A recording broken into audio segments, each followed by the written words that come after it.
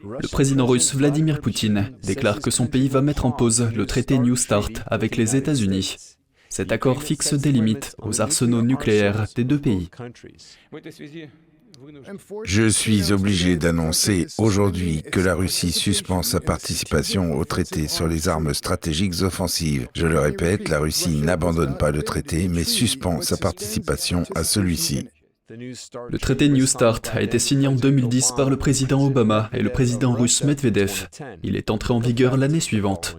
Le traité limite le nombre d'ogives nucléaires stratégiques que les deux pays peuvent déployer. Les États-Unis et la Russie détiennent environ 90% des ogives nucléaires existantes dans le monde.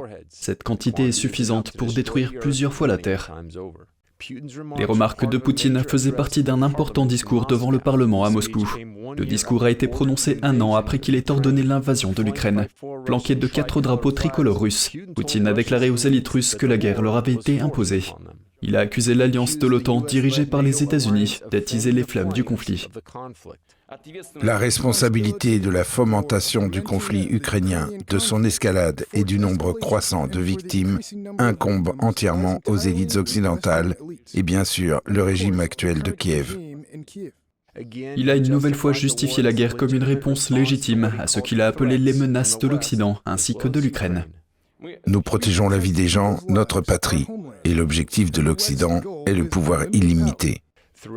Tout au long de son discours de près de 2 heures, Poutine a promis de faire avancer les batailles en Ukraine, affirmant qu'il est impossible de vaincre la Russie. Il a également abordé des questions telles que l'annexion par Moscou de 4 régions d'Ukraine et l'impact des sanctions occidentales sur l'économie russe.